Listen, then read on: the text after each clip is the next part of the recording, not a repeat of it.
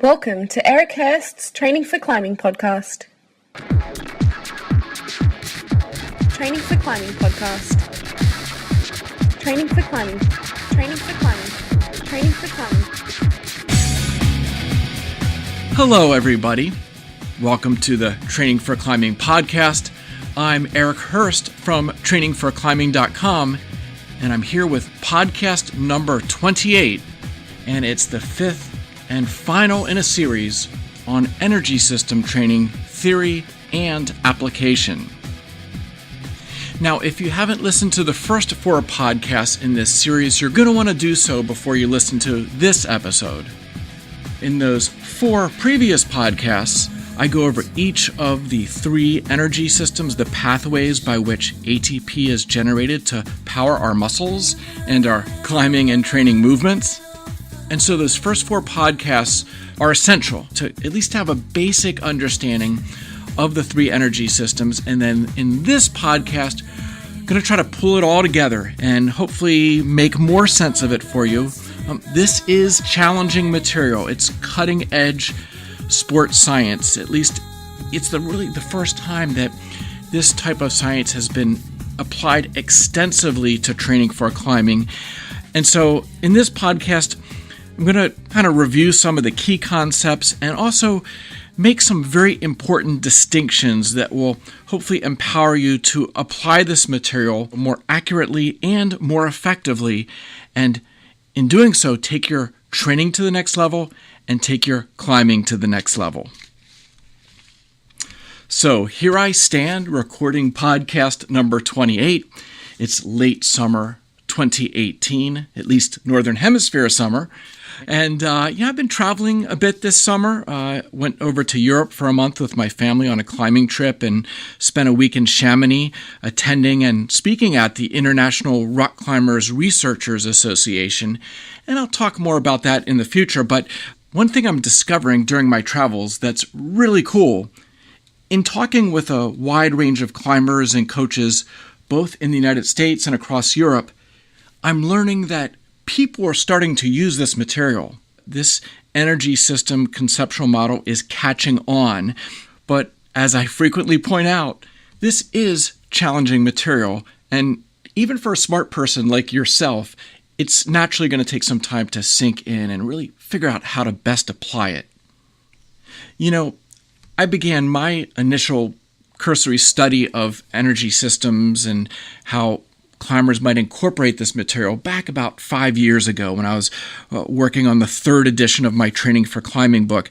That book was published in 2016 and introduced, I think, to the international climbing community some of the basics of assessing the strength of your different energy systems and how you might target training, specific exercises and training blocks to elevating the three energy systems to help you climb more powerfully and with more strength and with more endurance.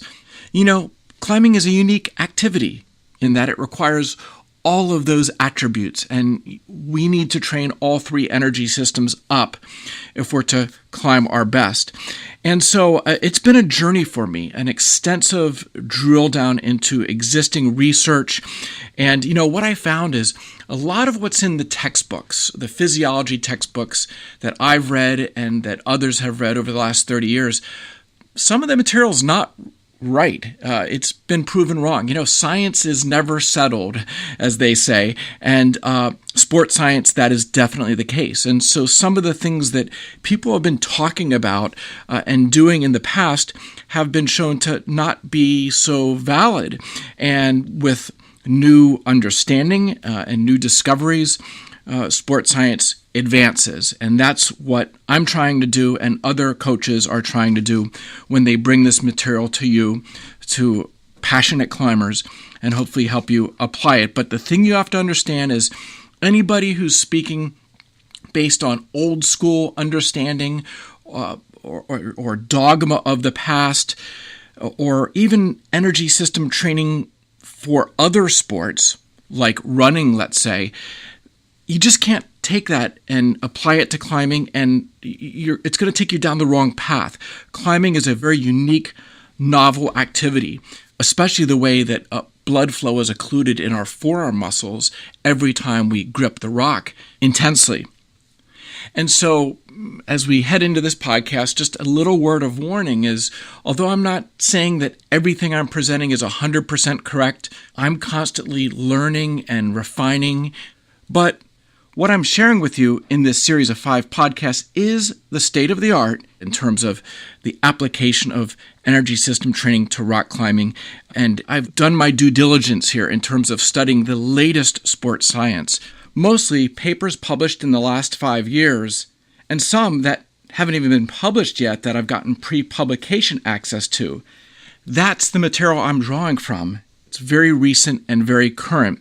And so I cringe now when I hear certain things. Like I just heard a coach a few weeks ago talk about lactic acid buildup in the muscles and how you got to flush that out because it will lead to soreness the next day. Perhaps you've heard that one because it's something you hear from old school coaches at high school or college level or team sports, maybe even in climbing. That's kind of an old school understanding of things, which has been shown to be false. Lactic acid doesn't really exist in the body at biological pH. You have lactate and you have hydrogen ions that result in intracellular acidosis. And I've addressed these things in previous podcasts. So if this sounds new and interesting to you, well, then go back and listen to the last few podcasts and you'll get a lot of clarity on some of these topics. And by the way, that's not what causes soreness the next day. The lactate and the hydrogen ions that develop in your muscles when you exercise intensely is pretty much flushed out of the system and buffered and metabolized within an hour or two. So any soreness the next day has nothing to do with lactate or acidosis. It's due to micro trauma, damage on a cellular level, swelling, edema, things like that.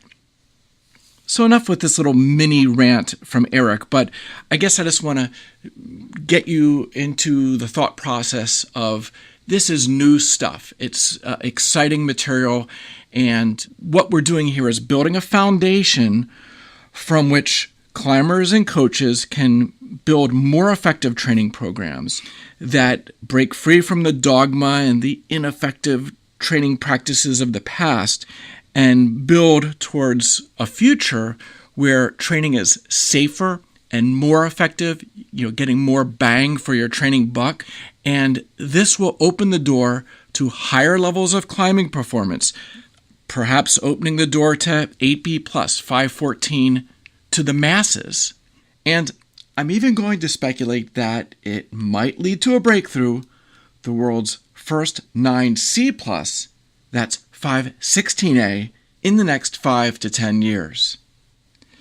Before we dig into this concluding episode on energy system training, I have one quick anecdote to share with you from my summer travels, from actually the week in Chamonix, attending the International Rock Climbing Researchers Association Congress, where over 100 researchers, coaches, physicians, physiotherapists convened to share their knowledge, their research, to exchange ideas. And it was really a wonderful week that I'll tell you more about in another podcast. But, one of the highlights of attending an event like this is meeting some of these individuals from other countries that you just wouldn't run into otherwise. And a few of the top national team coaches in the world were attending this conference. And it's always really interesting to talk to these folks. And one meeting that really kind of made my day, made my week, was during a break. A gentleman I did not recognize walked up to me, and it was Hiroshi Yasui, who's the national team coach for Japan. And if you follow international climbing, World Cup climbing, recently, the Japanese have really dominated across the board. It's rare that they don't have one or more athletes on the podium and often have several athletes in the finals. In any case, Yasui was really gracious, coming up and introducing himself to me and thanking me for all the books that I've written and for what I do with my podcasts and internet articles, and that he as a coach in Japan has benefited from my works and that he's used my books and my other materials over the years. So that's a pretty profound moment for an author. You know, you don't get rich writing climbing books. What I do here and have been doing for years is a passion. I share a tremendous amount of free material like this podcast. And so when one of the top team coaches in the world comes up and kind of gives you kudos, that's really neat. And, it takes a big man with great self-confidence to be able to acknowledge where he gets some of his ideas and knowledge from. And so for an author, for a coach like myself, it's naturally quite gratifying to get that kind of feedback from a top coach from the other side of the world. It's pretty cool stuff. Okay, so enough with the small talk, and let's get on to the core material of this podcast, which is going to be 8 key concepts or important distinctions that need to be understood in order to effectively apply these concepts and implement them over the long term in your quest to become the best climber that you can be. Now, one thing I'm not going to do here is drill down into the 3 energy systems and rehash old material. Again, you're going to need to go back and really invest some time into coming to understand the material in the previous podcasts. What we're going to do here is kind of try to connect it all and just clarify some things and give you some key points that will make your application of this energy system conceptual model more precise. You know, there are a lot of layers to this material. There are feedback loops and potential unintended consequences of certain training practices. Nuance is key.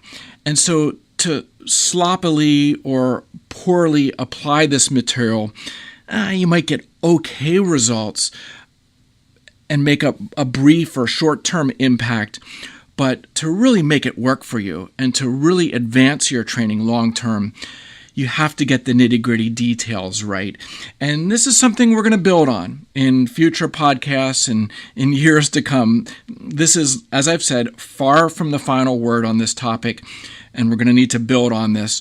But in this 5th and final podcast, I'm going to try to complete the picture for you as best as I can as of August 2018, based on all of the research and experimentation and testing and training that I've done throughout the last 5 years that have brought me to this point. And, of course, with the caveat that I will amend or tweak and build upon things in months and years to come. You know, one comparison I think I made in the last podcast is that, advanced training is kind of like playing 3D chess. There are all these moving parts and these things that have subtle but important influences on the outcomes you get from your workouts, from a specific exercise or training protocol. And so we will all respond a little differently to specific exercises and workouts. And, your training status, your genetics, your nutrition, your rest habits, all these things play a pretty important role in what you get out of your training program. And these are topics that we can explore separately and drill down into in future podcasts. But just want you to understand now that if 2 climbers basically of the same ability do the same workout program, they won't necessarily get the same results because of those other influencing factors, genetics, nutrition and rest habits, so on and so forth. And so we have these 8 key concepts and distinctions that I'm going to run through here in the next 45 minutes or an hour.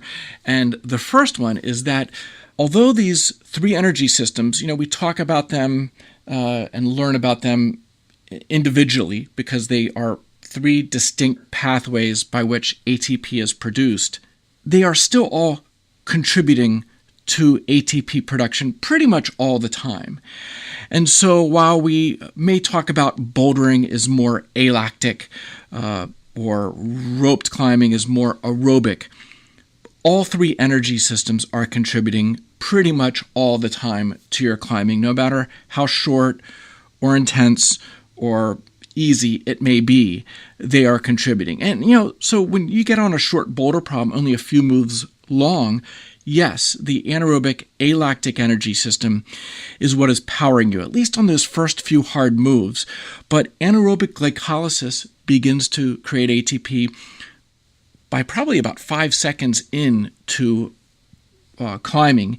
And in between grips, as little bits of blood flow between these maximal grips, the aerobic energy system, oxygen is flowing into mitochondria and creating ATP to regenerate creatine phosphate for the alactic system. And so all three of these energy systems dovetail together.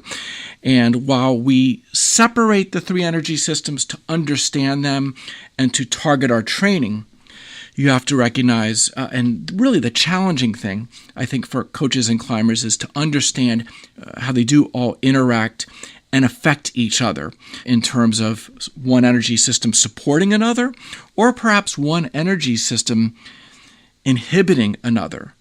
Both of these angles need to be examined and understood. And this is stuff that I've talked about in the last 4 podcasts. So go back and revisit those. This content is rich to be mined, but also voluminous, the way I've presented it to you.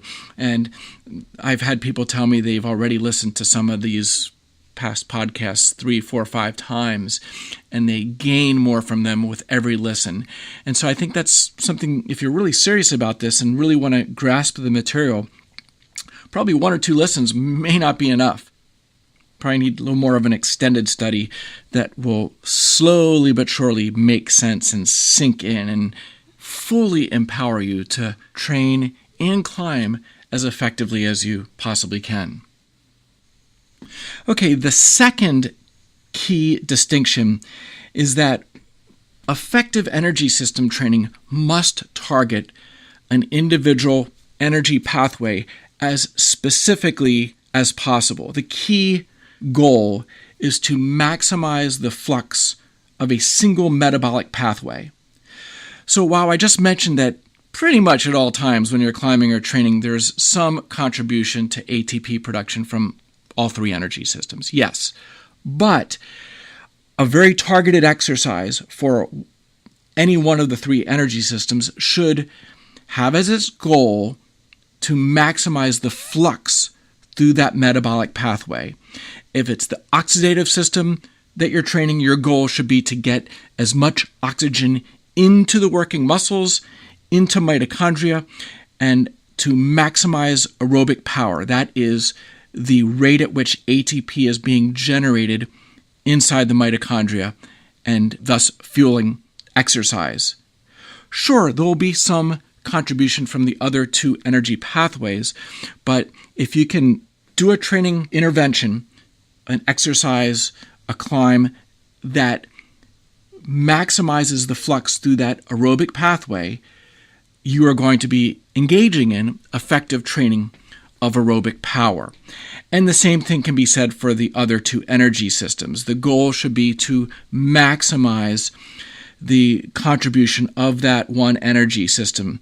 And so that is where you need to be very precise with the power output, the duration of an exercise, the volume of training, the duration of rest. All of those things will influence how well prepared an energy system is to generate ATP and how close you come to meeting that goal of maximizing the flux through that targeted metabolic pathway. So if you're tracking with me here, what hopefully you are grasping onto is that you can't just, quote, go climbing as your energy system training. You can't train intuitively. You're not going to get it right. even if you go to the gym and say, okay, I'm going to do submaximal climbing today, and therefore that will target the aerobic energy system. Well, that's the right idea, but that's too fuzzy of a guideline. What is submaximal? It would be very easy to end up pushing a little harder. We have egos. We go to a climbing gym or a crag, and one thing leads to another, and you're getting pumped, and you're feeling that burn in your muscles, that sign of acidosis and hypoxia, sign of the anaerobic lactic system becoming the major player in generating ATP, and therefore you failed to target and maximize the flux through the aerobic energy system.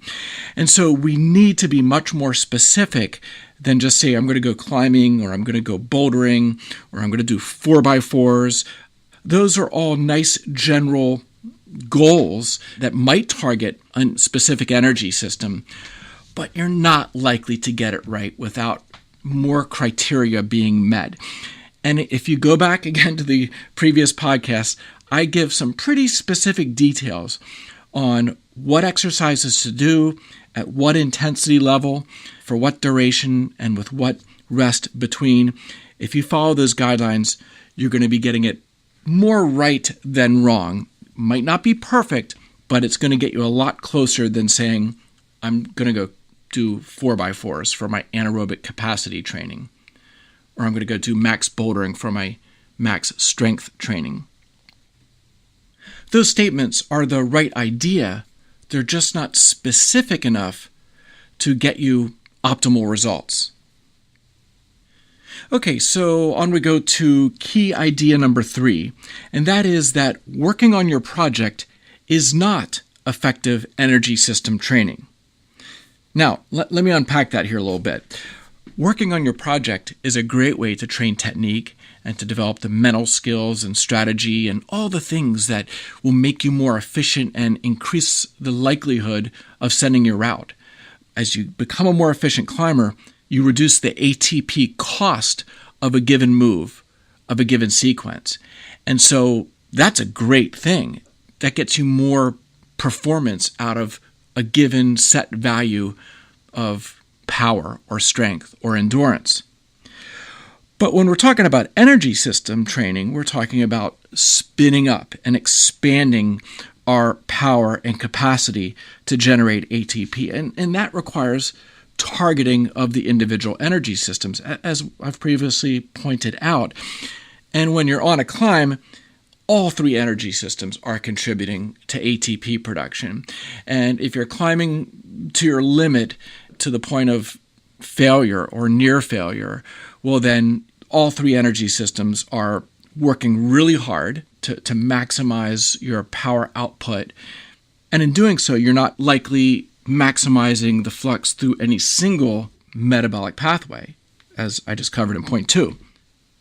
And so as a result of this, what tends to happen when you're on a road trip, or if you're working on a project for a period of time, several days, or a pro climber, perhaps several weeks, is that after making some progress as you refine your movement and your efficiency, your progress plateaus and maybe you start to actually diminish, your performance diminishes. Advanced and elite climbers who go on extended road trips discover, if they're really self-aware, that their strength and power, the maximum levels, decline after a few weeks on the road. And even the oxidative system begins to decline after a few weeks on the road. Because if you're projecting and climbing at your limit, and especially if you're working to failure a lot, like when you work a project, you're really maxing out that anaerobic lactic energy system, which involves a high proton load, lots of intracellular acidosis, which chronically has negative impacts on mitochondria and on certain enzymes that facilitate ATP production via the other pathways. And so the bottom line is, after 3 or 4 weeks on the road, most pro climbers, if they have the means, go home, rest for a few days, and then do another training block. If you follow pros like Alex Megos or Adam Ondra, who are really the two best sport climbers in the world right now, that is exactly how they operate. They're on the road for a week or 2 or 3, and then they're back home or they're back to a gym to do some very specific training for that project or whatever their next project is. Quick little side story for you here. When we were in Seus for a short time in late June, we happened to run into Alex Megos, who's a friend of ours. We've known Alex for, 5 or 6 years, and he's there working the project to the right of biography.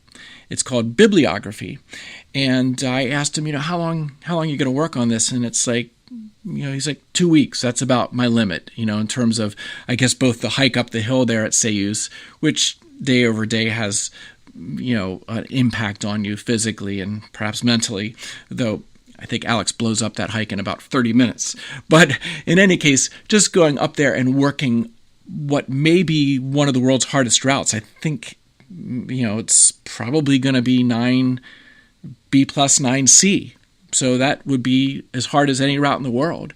Going up there and working on that 4 days a week for 2 weeks, 3 weeks at most, that's about the limit. And you will start to lose that edge, that max strength and power, and also the aerobic power. And so what is the point of being up there working on that route if you're losing your edge? And so Alex will undoubtedly go back to the gym and train, and someday soon return to bibliography, prepared to continue his work on this savage route and hopefully someday soon get the send. So you might call this the process. And it's virtually the same MO that Adam Mondra used on his route Silence in Flat Anger.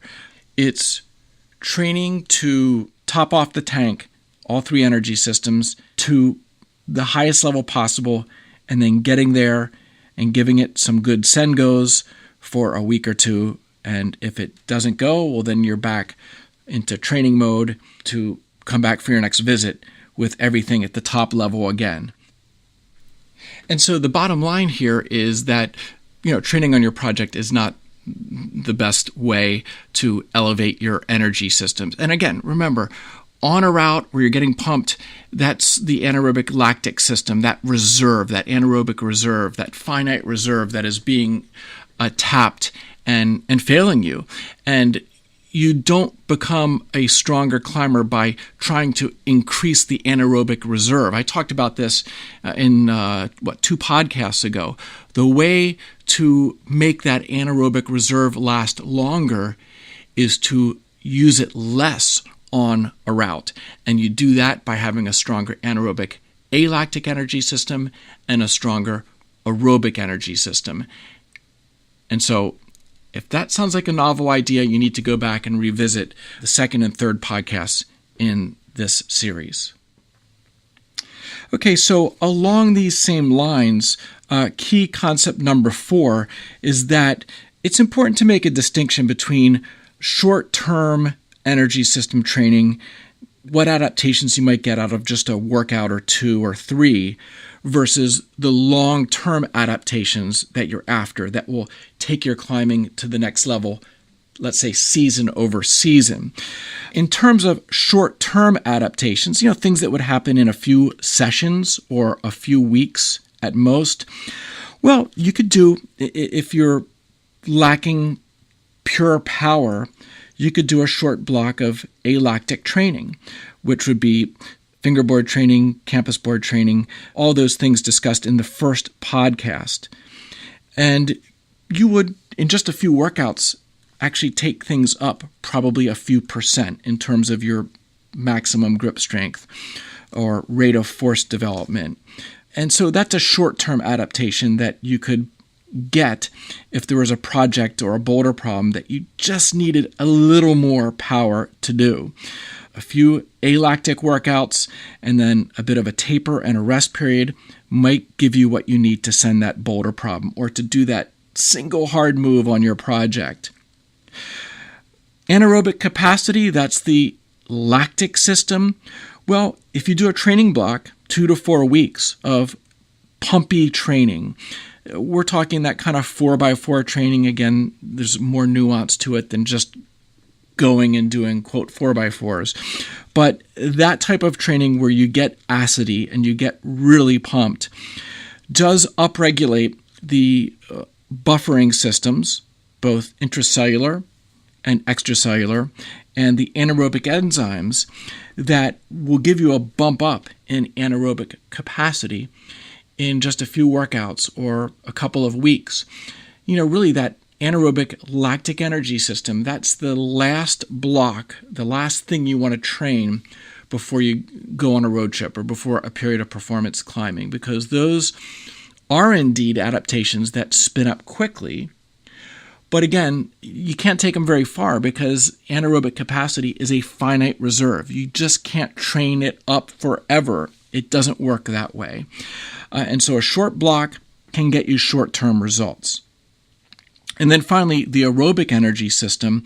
Well, you need to invest more long-term into elevating the aerobic energy system. The adaptations like angiogenesis, the development of more capillarity in the muscles, mitochondria biogenesis, aerobic enzymes that facilitate ATP production via this pathway, they will spin up week over week with training, especially if you do some climbing sprint interval training. In the last podcast, I talked about alactic intervals as an advanced training protocol to increase mitochondria respiration.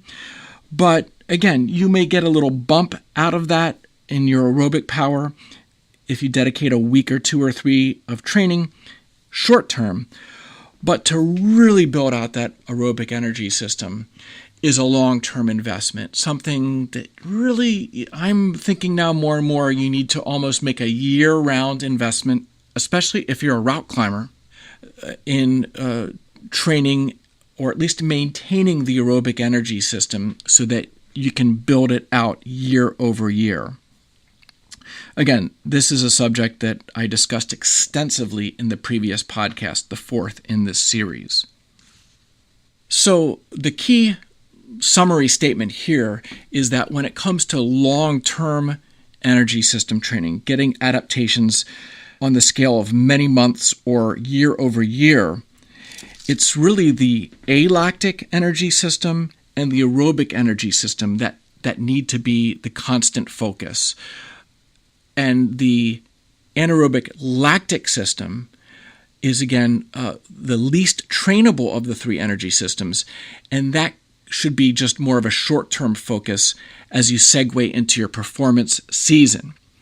And so long-term, elevating that alactic energy system, and I know it's a long time ago, I think it was March when I did the first energy system podcast, but there's some new material there I think that most climbers and coaches have never heard of that relates to how those high-power, high-force alactic training programs, it's not so much the metabolic pathway that is being built out or expanded, but the adaptations that make the alactic system stronger, that make you more powerful and increase your maximum strength, really relate to what's going on in the muscle. And I'm not talking about hypertrophy. Again, hypertrophy is not something that a climber really wants. That's old science, that you need a bigger muscle to get stronger. That's outdated science. The new science, the research that I'm delving into, is showing that long-term gains, especially in strength-to-weight ratio sports like climbing, come from adaptations in the tendons and the extracellular matrix. The extracellular matrix is kind of a scaffolding that surrounds the muscle cells, the fibers in your muscles. And as those fibers contract, the force is actually transmitted through the extracellular matrix to the tendon, to the bone, to flex the joint. And so, yes, the muscle cells need to be trained to be as strong as they can be, but the goal is not to make them bigger, but to be able to express the force more quickly with less energy loss. And that's where developing and training stiffer tendons and more collagen crosslinks in the extracellular matrix makes the scaffolding or the suspension system stronger to express the force more efficiently. And in doing so, you reduce the ATP cost of any given climbing move, and you become more efficient. Same thing applies to sprinters or gymnasts or any other sport where power to weight ratio really matters. Is you're not after more mass and bigger muscles, you're after being able to express the force more efficiently and reduce the energy loss. And we're talking about very, very long-term adaptations, many years. And this is why, power lifters, power sport athletes often reach their peak in their late 20s, even though they started their sport in their teens or earlier, is that these are adaptations that take a decade or more to play out. And same thing goes for the aerobic energy system. That is an energy system that research seems to show and athletic results and world records reveal can be expanded and improved upon well into your 30s. The marathon record is held, I believe, by a 34-year-old. And so these physical traits can be developed long-term given the right protocol. And so that's exciting, empowering stuff if you're a young climber, because you hopefully recognize you have many years to train effectively and to keep building out higher and higher your physical capabilities and your climbing abilities. That is assuming you're on the right program and stay uninjured and are self-aware of the results you're getting from your workouts. So again, therein lies the complexities of effective training for climbing. It's pretty simple if you're a beginner, but it becomes quite advanced and complex as the climber's ability level advances. And I'm going to talk more about the actual programming, a few more discussion points down the road. You know what? Before I move on to the fifth concept or key distinction of energy system training, let me just go off on a brief tangent here, because I think this is something important to be said that hopefully can help guide you, especially if you're a younger climber or middle-aged climber, to long-term development and hopefully reaching your genetic potential and making the most out of the sport and hopefully becoming a climber for life like I am, someone who's still climbing and quite healthy and pretty good at it in my 50s. And, I talked about how with proper training, with knowledge of this energy system conceptual model and applying it accurately, that you can build out strength and power and aerobic endurance for a long time. Chris Sharma climbed his hardest route, Ladura Dura, at age 32. So he had been climbing 20 years and he was still improving. And I think at age 34, he did Elban Combat, which is 515B/C. Those are two of the hardest routes in the world. And he did them well into his 30s.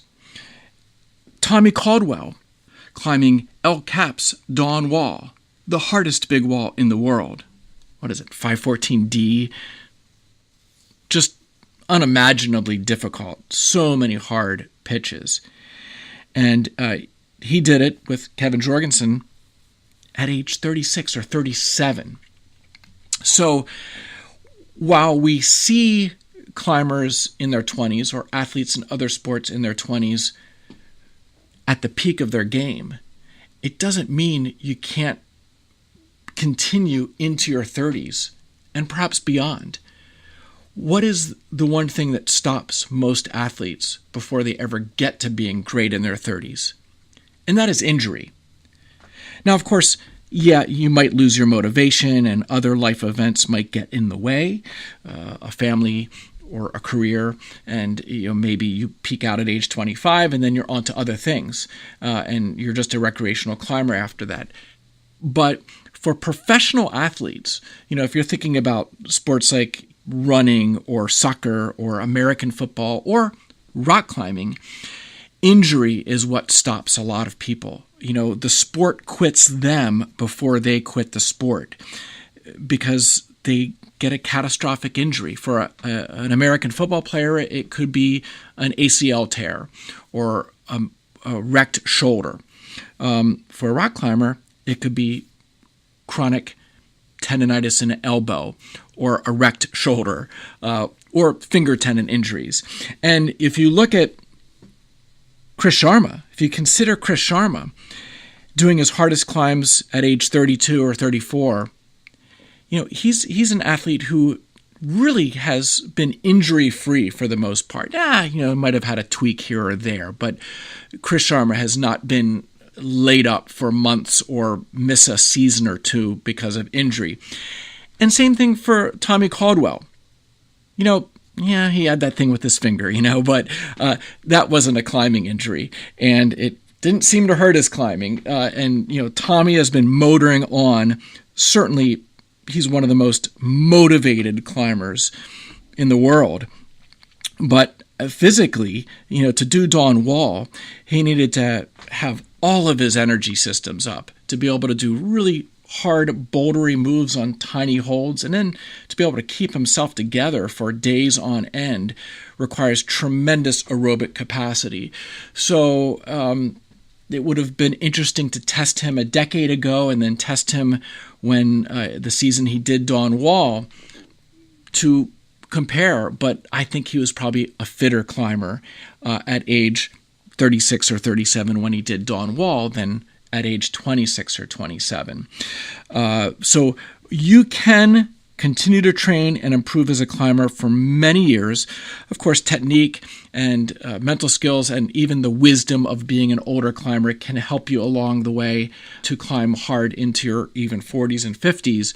But in terms of physical attributes, they do start to wane after age 40. I mean, someone like me, it's about trying to maintain what I've got more so than trying to find a new level of strength or power. It's probably not going to happen for me at age 54, but climbing is a complex enough of a game that there's still things I can work on to maybe improve a little more. Who knows? That's what I dream of, I guess. But in any case, the bottom line here is that priority number one is to avoid injury at all costs. And so that means, like, if you're working on a route and you're feeling like you're getting tweaked, maybe you should take and find a new route. Is it worth wrecking a finger to do one specific route? Or a lot of climbers are wrecking their shoulders these days and needing surgery.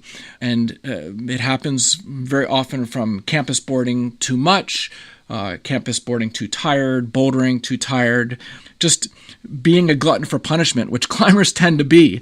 And so developing a level of maturity and self-awareness to dial things back and just do enough, not succumbing to that pump lust or that need to wreck yourself every workout.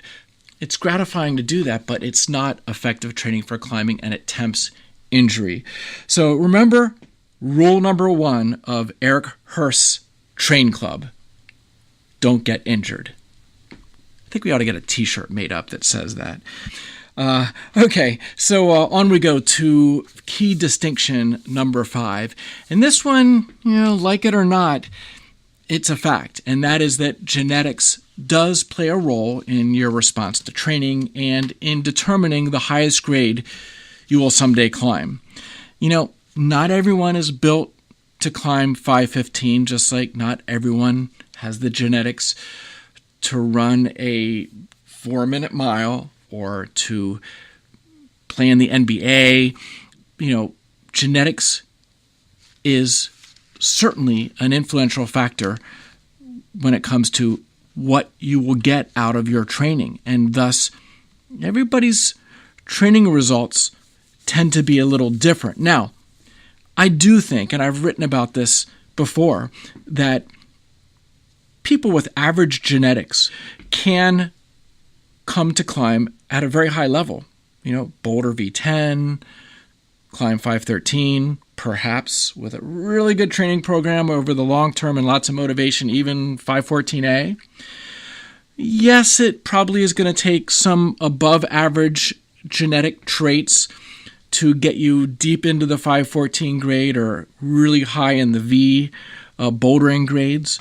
And if you are that future person who puts up 516A, and perhaps that person's listening to this podcast, you will undoubtedly need outlier traits, really specific traits to help make you the best in the world at rock climbing, just like the best in the world at sprinting or most other physical activities have very specific genotype that has enabled them to become what they are. Certainly, there are many other factors that determine what you will become as an athlete, but you can't deny that genetics is a factor.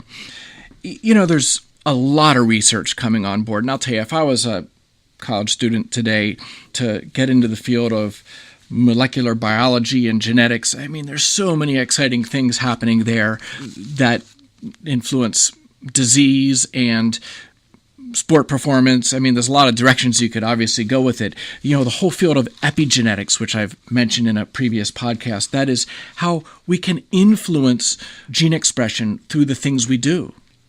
Our lifestyle, diet, training, those are all things that exert influence over the expression of a variety of genes that play a role in our training responses and in the sports-related traits that we develop.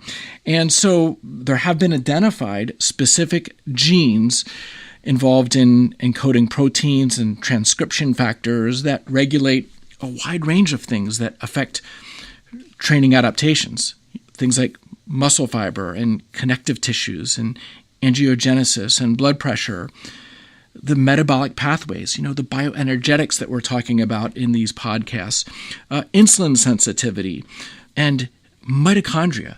That's a big one, you now know, and how well they respirate, how quick they can generate ATP. Of course, that's something we can exert tremendous influence over by way of training, but your kind of base mitochondria pool is determined by genetics. And by the way, it comes completely from your mother.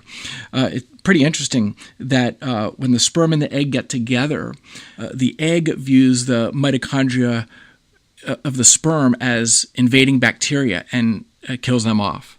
And so the mitochondria DNA that is passed on to you comes entirely from your mother. So how can I say this? If your endurance is great, thank your mother. Anyway, the body of knowledge is rapidly expanding here in terms of specific genes and the genetic variants that play a role in determining athletic performance, whether it is a predisposition to developing more power and strength or more endurance. For example, the ATCN3 gene is one that's been identified, and if you're an Olympic powerlifter, the odds are very high, like greater than 90%, that you have a CC genotype. Whereas if you're an Olympic endurance athlete, you are more likely to possess the TT genotype. Of course, there are exceptions to the rule. There are many other factors that come into play, but this ATCN3 gene is one that correlates quite strongly to your predisposition for developing power versus endurance. And there are many others. I'm going to write on this more in the future and maybe do a podcast when I understand the topic a little better. But, one very interesting thing that I've read about is that they've identified, I believe, at least 3 gene polymorphisms that relate to collagen synthesis, and some studies have shown a correlation to incidence of injury to joints, such as Achilles tendonitis, ankle sprains, perhaps even severe injuries like ACL tears. And probably there will be an association found with incidence of climbing-related joint and tendon injuries, whether it's in the fingers, elbows, shoulders. Depending on these gene polymorphisms, probably play a role in the odds of a certain climber getting injured or not. Perhaps the fact that Chris Sharma has not had that serious tendon injury in all of his years of hard climbing relates to the fact that he has a specific allele that reduces his risk of tendon injuries. That's something to be explored in the future, and hopefully some climbing researchers will investigate it. I will tell you, though, that this is a controversial subject whenever you get to the subject of genetic testing. I'm personally a big fan of it. I have done a 23andMe test. My thinking is that the genie's out of the bottle when it comes to genetic testing, and so you might as well utilize the science and come to understand what hand you've been dealt in terms of your genetics. And there's some things you may or may not want to know if you have a higher risk of a certain disease, cancer or whatnot.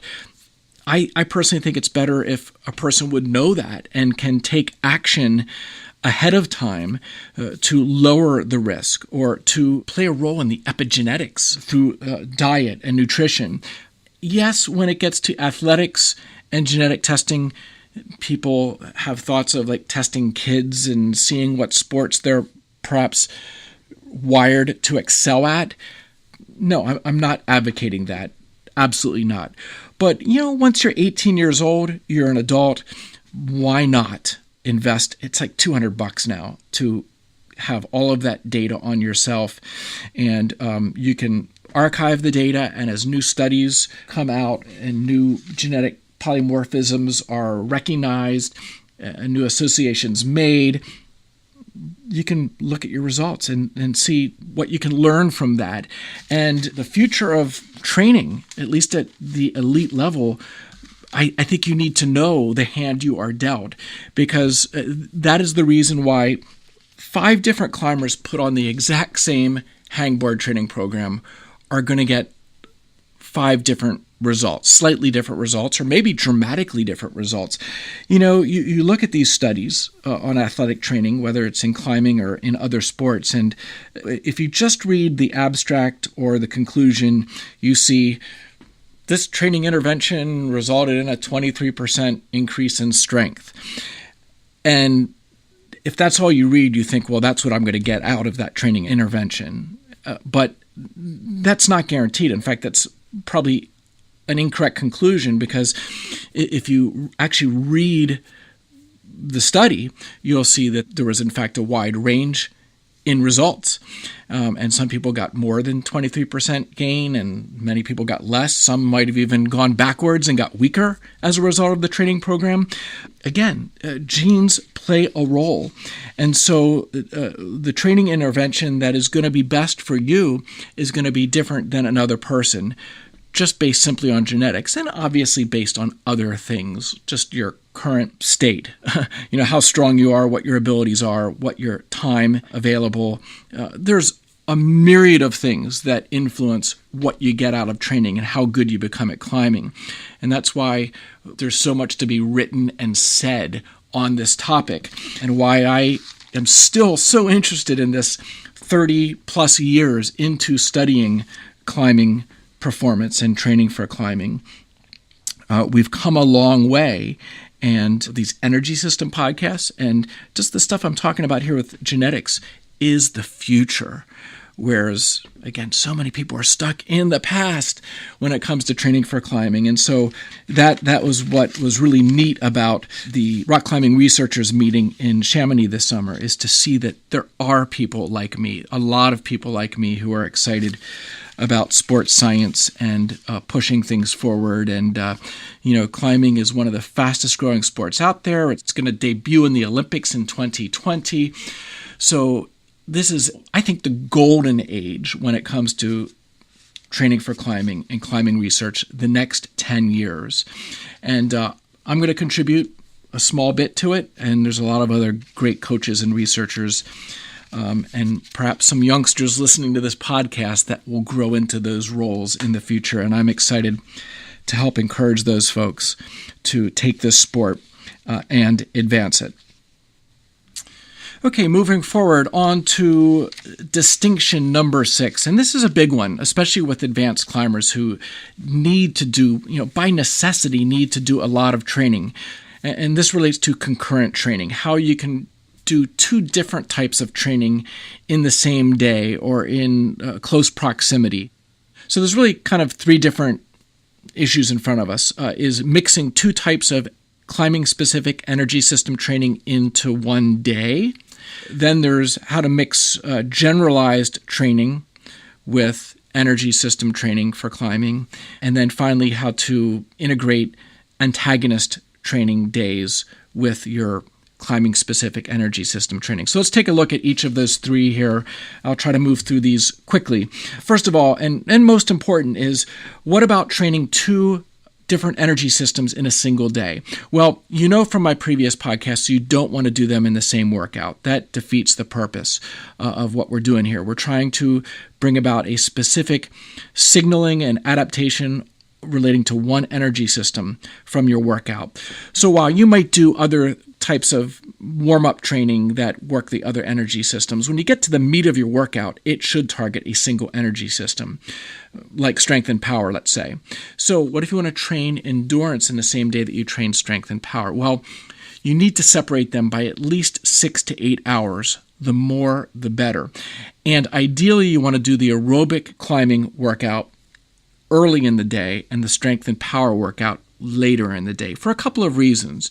The early morning aerobic activity, it's a good way to wake up your body, not to really overly stress your tendons with powerful, forceful movements early in the morning.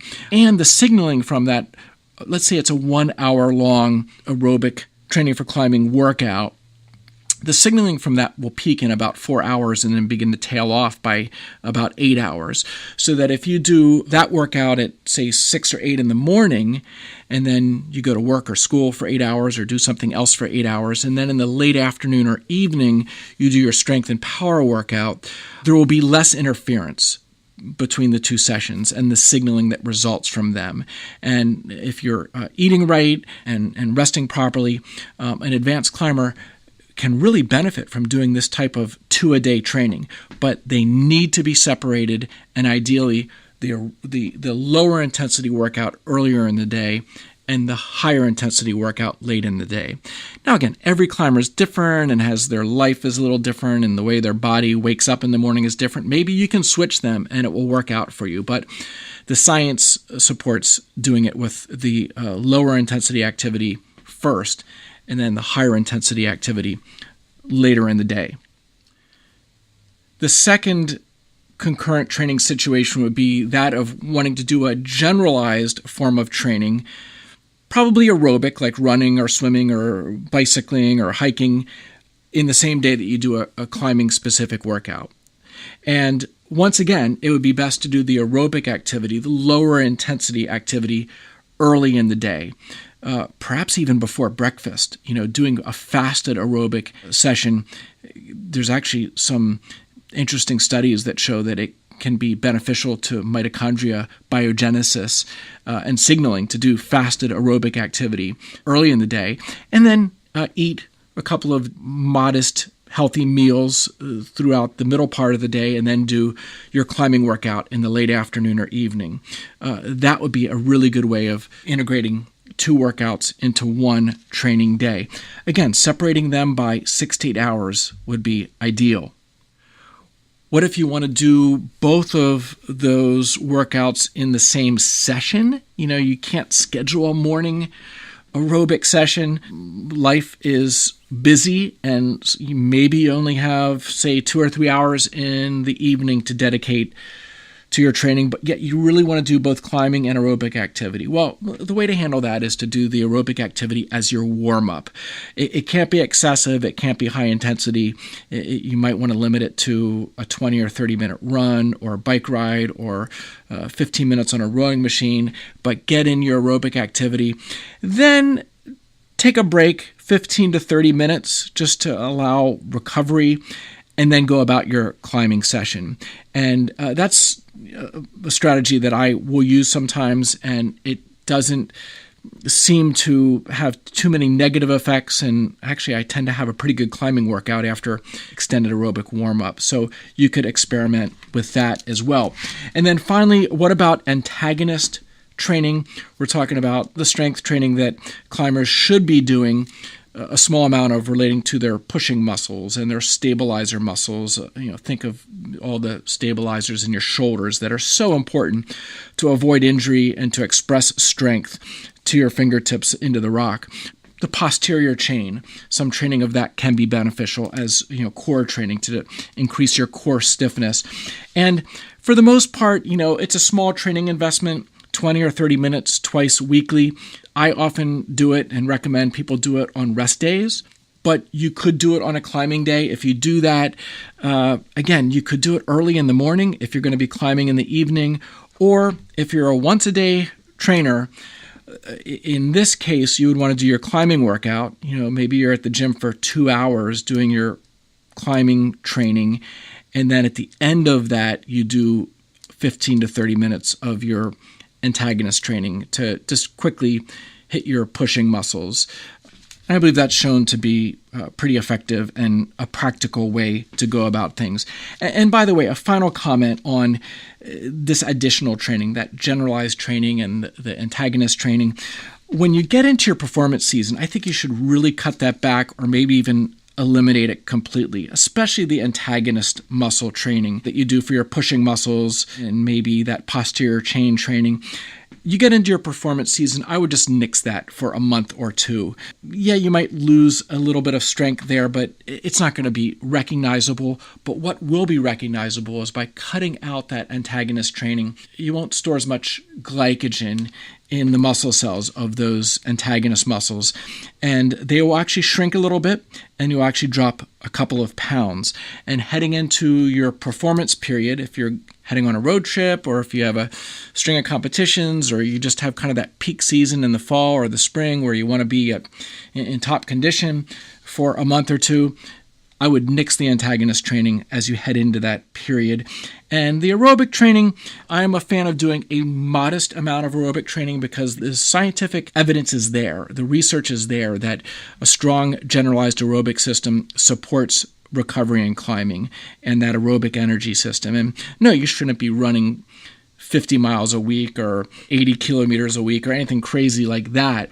But a modest amount is beneficial for strengthening your aerobic system. For many people, it helps keep them feeling light and keeping their body weight where it needs to be. It was pretty interesting. This summer, we were in Chamonix. The week of the conference was also the World Cup in Chamonix, so we got to see the world's best climbers perform. And Alex Megos, who got his first podium in lead climbing there, third place in World Cup lead, I ran into him a day or two before the competition, and he had just taken the gondola up to 12,000 feet outside of Chamonix and gone for a trail run at 12,000 feet for, a half an hour or an hour, and then came back down and had some dinner and was off to World Cup qualifiers the next day. So, Alex does some running, and that was kind of interesting to see him doing that the day before World Cup, but he got third place, and 2 weeks later, he won gold at the World Cup. And so he obviously is well coached and knows exactly what he's doing when it comes to his training.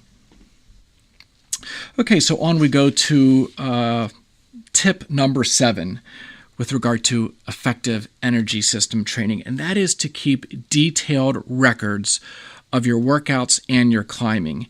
And I'm a fan of analog records, keeping written records. I'll tell you why in a minute, but there are some websites now like 8a.nu that are really nice for tracking your ascents, your red points, your on-sites, and seeing a track record over the seasons, over the years, and gives you a nice plot of where you're at. And in fact, Vertical Life, the company out of Italy that owns 8a.nu, is building out a huge web platform that includes a climbing gym app where you can even log the routes you send at climbing gyms. And so as more gyms around the world bring on this Vertical Life technology, you will be able to log your workouts at the gym and log your sends at the gym as well as out at the crags. So that's really cool stuff. But I'm still a big fan of, in addition to that, keeping some written records, especially when it comes to what you do in the gym. If you go down into my gym, you will see a stack of notebooks going back at least a decade. Unfortunately, some of my older records have disappeared or been lost over the years, but I have a pretty deep pile of notebooks where I record literally every exercise, every rep, every set, how many intervals of climbing I've done, intensity, length of workout. All of that stuff is written down in great detail. And I supplement it with what I do when I'm out at the crags during my climbing season. And so I can page through that book. I can look back to past months, even past years, and you start to recognize some things, like what workouts you did ahead of a trip where you felt really strong, where you sent your hardest route. And then there might be a trip you return from. It's like, man, that was a dud. I felt tired. I was fatigued and felt like I was on the verge of injury. Well, go back and see what you did in your training log in the prior sessions or weeks, and it may be revealing.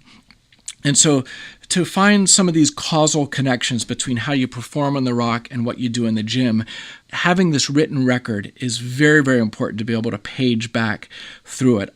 And, I do periodic exercise testing of maximum grip strength, and I have these different time trial protocols that I do in the tread wall, and body weight and body fat testing, things like that you keep in the notebook, and you have this track record and you can see how things change month over month and season over season. It's really powerful information, and it's a treasure trove, and it's a valued just thing to look at, to reflect back. If climbing is important to you, if training is important to you, you really should have a written record. The electronic record is great. It's nice to have on your phone, but the ability to add in nuance and subjective details into a written record, I still haven't found a way to really do that effectively and be able to review past months and years effectively in the electronic format. So in any case, it's something I strongly recommend, and I hope if you're not doing it already, you will do it. And now we move on to the eighth and final key point or distinction or tip, whatever you want to call it, with regard to effective energy system training. And this is really the art of the science, and that is programming. How you put this all together in the long term to bring about consistently good results, avoiding injury, and hopefully continuing to progress as a climber year over year. Now, we are changing as individuals. Obviously, year over year, we are evolving. We're getting older. We're getting wiser. And hopefully we're getting better as climbers. And so the best training program for you this year, right now, is different than the best training program for you 6 months from now or 6 years from now. And so your training needs to evolve and hopefully become more nuanced as you advance. And so what I'm going to do here in this last section is kind of break things up into beginner, intermediate, and advanced, and just give you an overview. I can't give you specific nitty-gritty details. That's way beyond the scope of a podcast, and really, a coach would need to work with you in person and test you and do a comprehensive analysis of where you're at in a range of areas, mental, technical, physical, so on and so forth, to design the best training program for you. And, if you've read my book, Training for Climbing, or other books, there are other good resources out there and other good training podcasts out there. If you're listening to them, you're becoming better informed, and hopefully you can weed out the good advice from the bad advice and become a good self-coach. And so that's what I'm encouraging you to do here. And so let me give some basic guidelines for beginner, intermediate, and advanced climbers. Okay, then, so first up is advice for beginner climbers when it comes to programming your training for climbing. And my first piece of advice is don't try to apply this energy system training conceptual model just yet. It's really TMI. too much information. You're just not ready for that yet if you're still in your first year or even 2 years of climbing. As I have often pointed out, climbing is first and foremost a skill sport.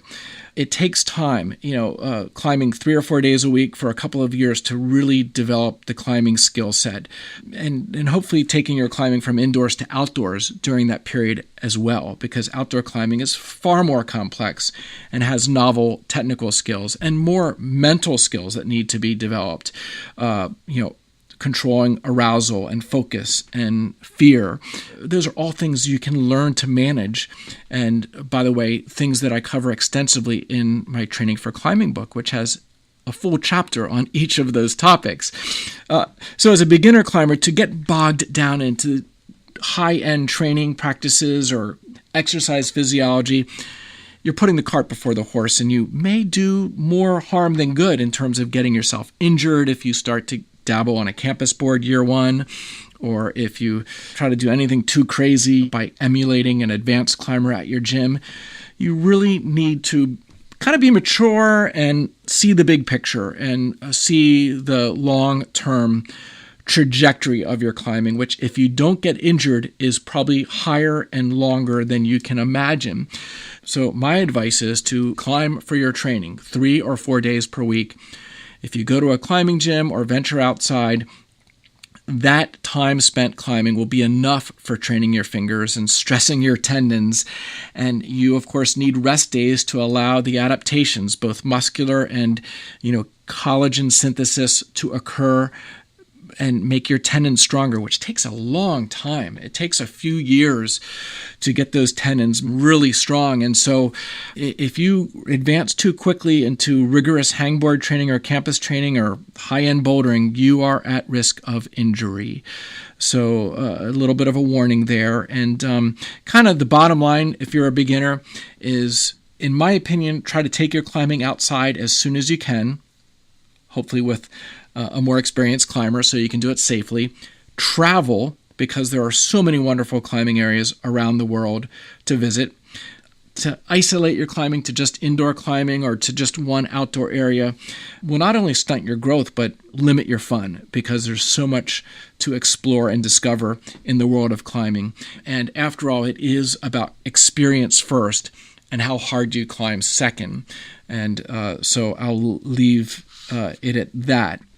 Now, after a couple of years in the sport, let's say you're solid at 5'10", or maybe even 5'11", and you're bouldering V4, V5, V6, well, then you're well into that intermediate or accomplished climber category.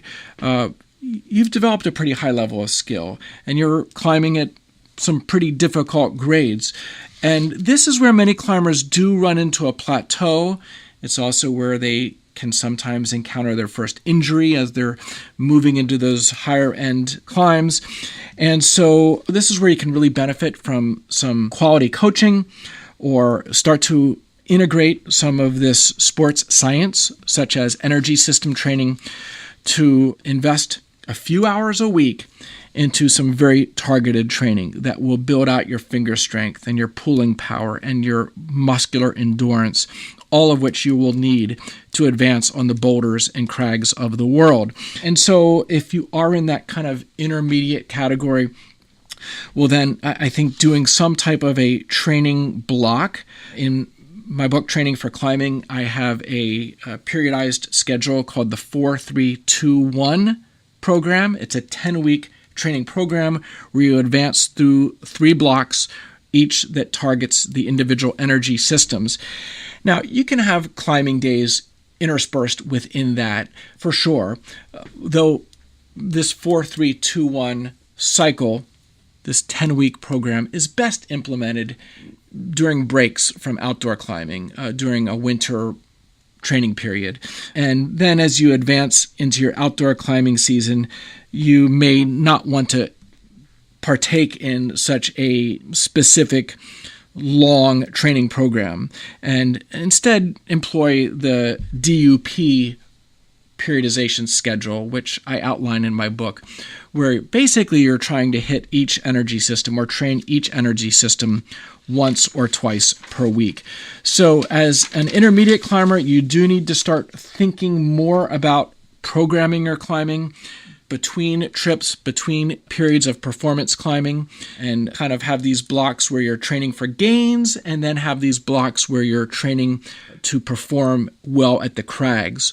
Or if you're getting into competition. And so that involves a taper. You would need to have a taper for a week or two, moving from that intense training block into that performance block.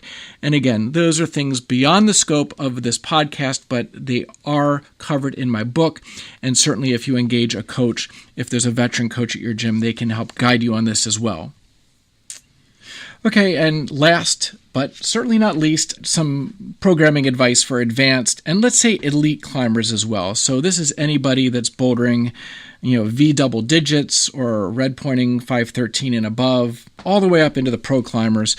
And again, this is very generalized advice because, when you get to that high of a level, nuance, it's a word I use over and over again, but nuance is critical for each and every climber to have just the right program tailored to their needs, both project focused and weakness focused. So just a couple words of advice, for an advanced climber, periods of plateau, performance plateaus are actually more common than periods of advance. Sometimes you'll be plateaued for a season or two. A pro climber might feel like they're never going to break through to the next level. That is common, and it's a sign that they need a fresh approach, a new program, a greater level of nuance. This may very well require that they have a new coach, some kind of fresh eyes, somebody that can bring some new science into the fold, doing some testing to really try to determine what is holding that person back from achieving the next level. It might not be what they intuitively think it is. And that's where some accurate testing and retesting can really come in handy. That advanced or elite climber probably needs to do shorter road trips, shorter performance blocks with brief periods of intense training in between. Again, I mention the same pro climbers over and over, but they are the most recognizable and successful climbers for a reason. I'm talking about Adam and Alex, but there are certainly others as well that are achieving impressive things at the crags.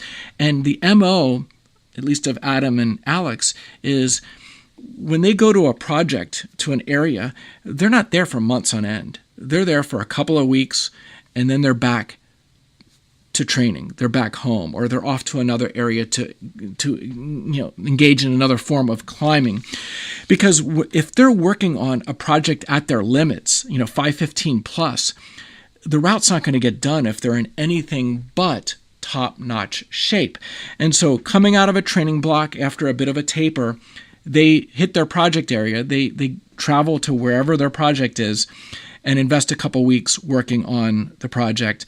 And, after a couple of weeks, if they haven't sent it, well, they're not going to, in all likelihood, because they're losing that high-end strength and that aerobic endurance and becoming probably too lactic, that anaerobic reserve just isn't going to get them there.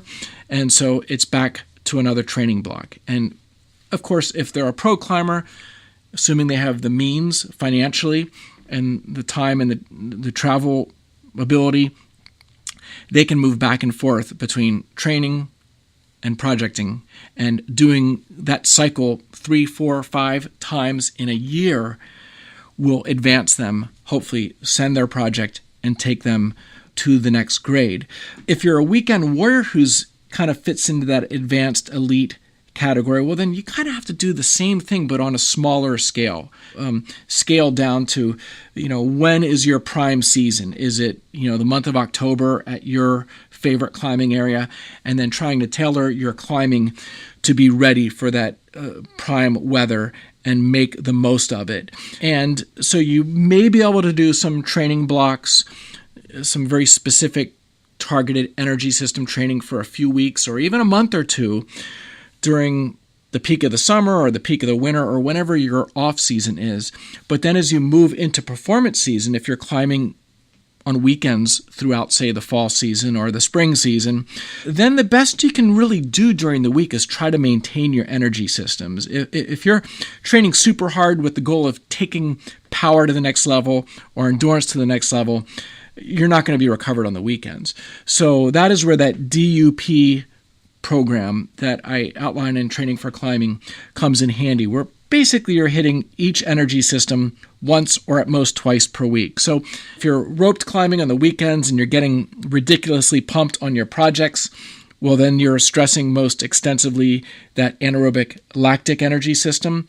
So then during the week, in between weekend trips, you would not want to train that system. You would want to do one strength power session, bouldering, campusing, stuff like that, and one aerobic endurance session, which is very submaximal, where you're trying to just focus on that oxidative flux, maximizing that one pathway and letting the other energy systems recover so that when you get back to the crag the next weekend, they're all up to snuff. If you get pumped on the weekend and then you go to the gym and get pumped and do anaerobic lactic training during the week, you will succumb to overtraining quickly, or at the least, you will not progress. And so sending your project will come down to only a matter of becoming a more efficient climber, which is important, but it's also nice to become a stronger climber and a fitter climber. And so this is where being really smart about your programming comes in handy. So whether you're an elite pro climber where time and maybe resources are virtually unlimited, or you're a weekend warrior where you have a busy life, both types of climbers need to really exert an influence and be very conscious of the things they do in the name of training for climbing. And by the way, it's not just the things you do in the gym, but everything else as well. Sleep, nutrition, all those factors mentioned earlier in the podcast, epigenetics. There are a lot of things you do in your day-to-day life that affect the expression of genes and determine what you become. And there are some things that you may be doing outside of climbing that are hurting your performance. And there are obviously things you can do, specifically what you eat and how you rest, that may multiply and enhance what you do in the gym. There's a synergy there. These things do add up. And, a climber who has a breakthrough season, you see somebody who breaks through to the next grade, who just seems every weekend to be sending and just improving by leaps and bounds. That's a person who's found that pocket, who's found that zone where everything is coming together just right. And there's often a little bit of luck, but I think more and more, success at the high levels isn't luck. It's not intuitive training. It's really understanding the science, understanding what empowers you to climb your best when you get to the crags. And so I think that should be the goal for a passionate climber, is to be as involved and engaged in the process as possible. Wow, time flies when you're having fun, as the saying goes. It's time to wrap up this epic 5-part energy system training series of podcasts. When I started this back in March, I thought it was going to be 2 podcasts, maybe an hour each. Well, it's turned into 5 podcasts, each an hour to an hour and a half long. So there's a ton of information. I know it's intense, it's overwhelming, but it's equally powerful. And so the better you can come to understand and apply this information, the more you'll get out of your workouts and the faster you'll progress as a climber. As I mentioned earlier, this sport is evolving quickly. It's expanding rapidly. Millions of people around the world are discovering the joy and pleasure of climbing. And, the best climbers and peak performers of tomorrow will be the people who seek out the knowledge, who engage the experts, who find the best coaches to work with, and other resources to bring in and enhance their journey towards reaching their goals, perhaps some of which are unimaginable right now. And if you're listening to this podcast, I would propose that you have a long way to go in your climbing career, and the goals that you have in mind today, well, I think you can exceed those and likely achieve some things that seem completely impossible to you right now. Think of my energy system conceptual model as detailed in this series of podcasts. Think of it as a power tool that you are going to use to help you on your journey. I'm delighted to be able to help you, if not someday in person, just through my works, through this podcast, through my books. I've invested a tremendous part of my life, much of the last 30 years, thousands of hours into researching and experimenting and writing and now podcasting about training for climbing. And so what I'm presenting is largely intellectual property that I've developed through my labors and that I happily pass on to you, mostly for free. And so I do this out of the love of my sport, the love of other climbers, and I guess most of all because I know the gift that climbing is and the life-changing potential that it holds. And so it should be shared with the world. It's been posited that climbing does nothing for anyone else and contributes nothing to humankind or the world. And while I guess this is true in terms of the act of climbing itself, I've concluded that this premise is basically false, at least when it comes to the potential after effects of climbing. And here's why. In venturing into the mountains, by going rock climbing, we become more connected with nature and the true meaning of life, sometimes even obtaining flashes of insight and a strangely powerful sense of being a part of something that's larger and everlasting. Furthermore, climbing can teach us more about our character and true potential than perhaps any other life activity. Pushing ourselves in the vertical extreme teaches us to concentrate deeply, conquer fear, and persevere through adversity. All virtues that can benefit us in other aspects of our lives. Climbing, therefore, gives us a realization of the tremendous personal power with which we are endowed, but often fail to discover in other non-climbing endeavors. The real power of climbing, then, is what we discover inside ourselves and then give back to others and contribute to the world. If we use climbing only to elevate ourselves, we simply confirm that it is kind of a selfish, frivolous game. But if we leverage our skills to excel outside of climbing, we potentially affect the lives of others and perhaps change the world in some small way. Well, enough with the philosophy. It's time to wrap up this podcast. A few final quick comments.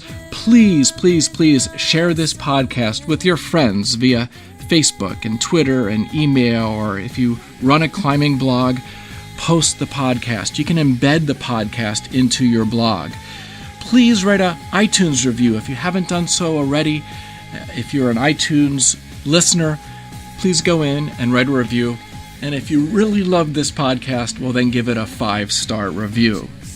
And finally, check out my website, trainingforclimbing.com. There's a wealth of material there you can peruse through. You can share links to the articles on social media to, again, help spread the knowledge. And of course, if you want to buy a book or two from the website, that's a great way of showing your support and appreciation for what I do here.